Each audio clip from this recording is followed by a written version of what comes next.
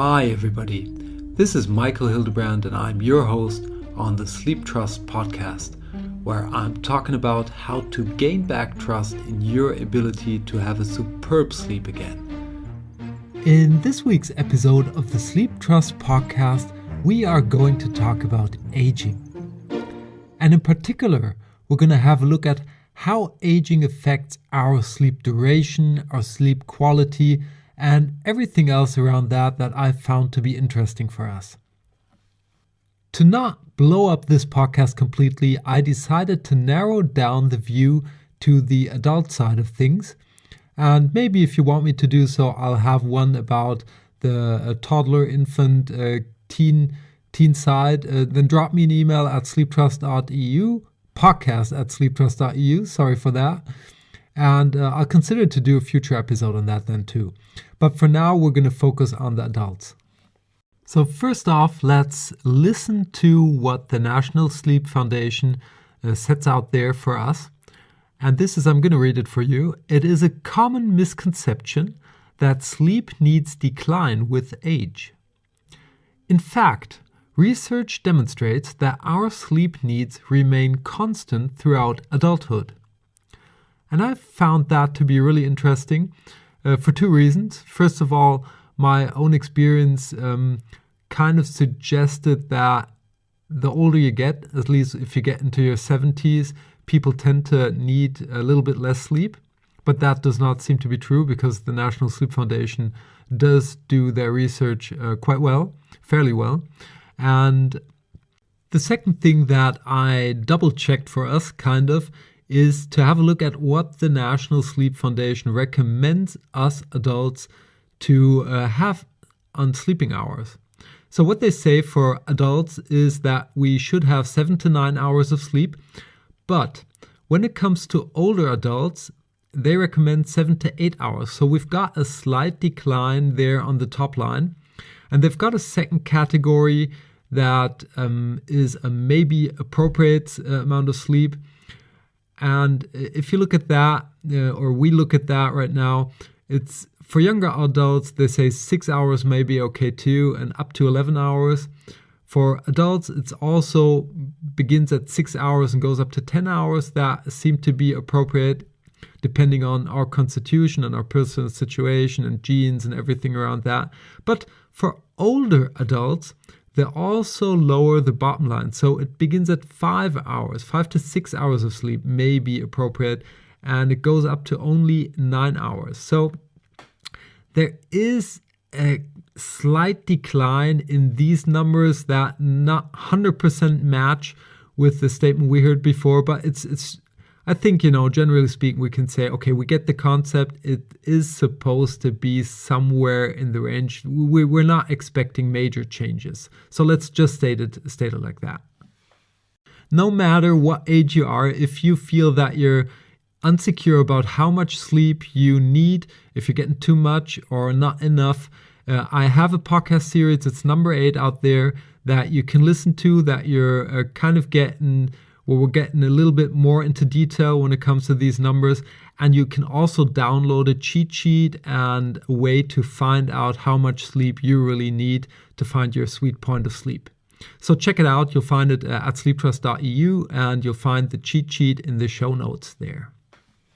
So the question that I want to tackle in this podcast is, where does this common misconception that the National Sleep Foundation talks about, where does it come from?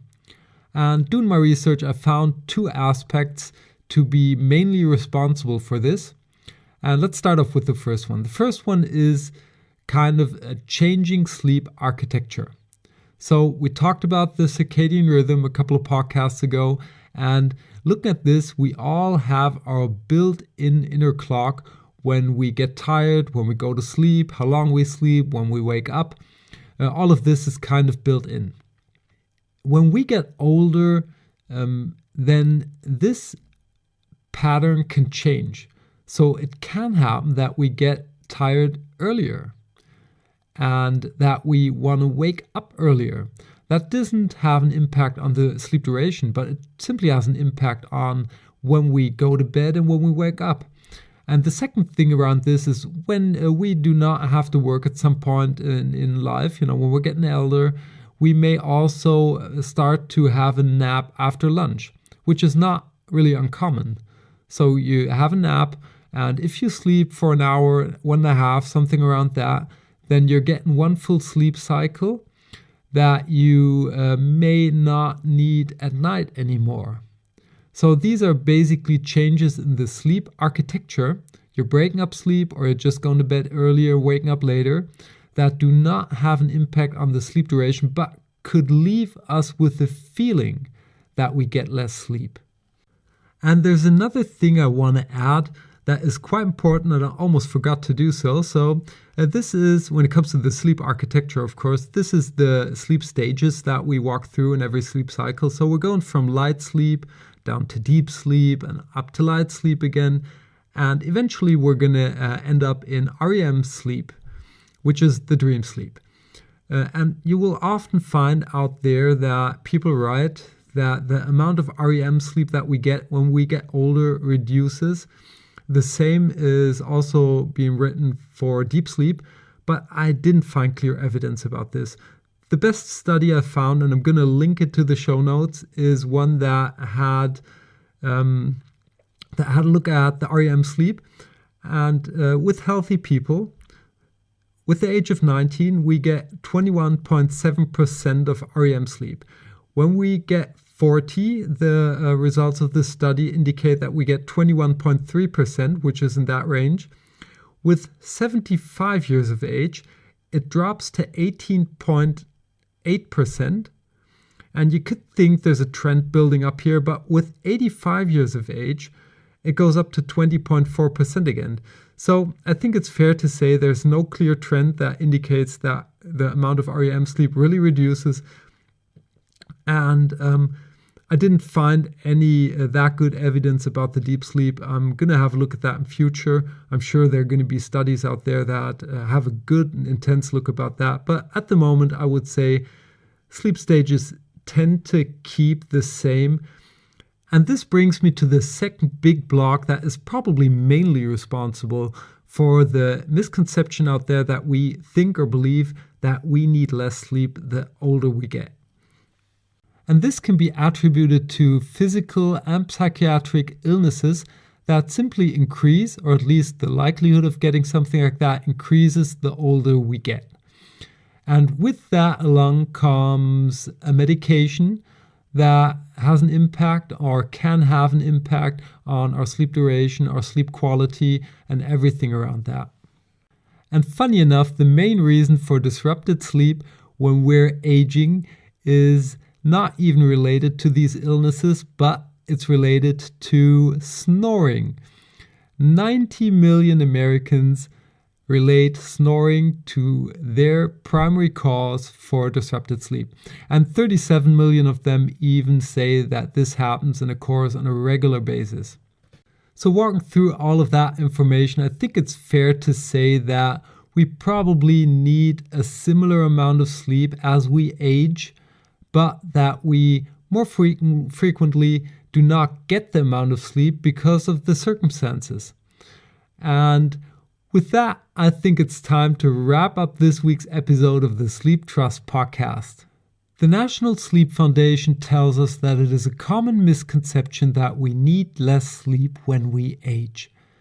In fact, we can have the feeling that we get less sleep because our sleep architecture changes, or we can even have a sleep disorder through an increase in physical and psychiatric illnesses. In any case, our goal should be to get that amount of sleep that we need and that we deserve to live a fulfilled, energized, and happy life. With that said, we're going to bring this episode to an end. I hope you enjoyed yourself and that you tune in next week when we're going to talk about snoring. Until then, have a superb sleep. Hey there, and thanks for listening to the Sleeptrust podcast. I hope you've enjoyed this episode.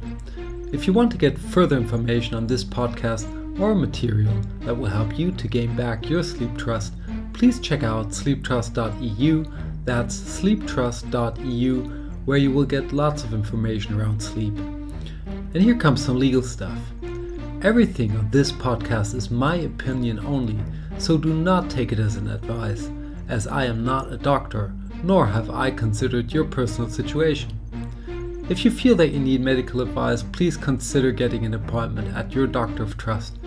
If you want to give me any kind of feedback on this podcast, feel free to email me at podcast@sleeptrust.eu. I hope you tune in again next week, and until then, have a good sleep.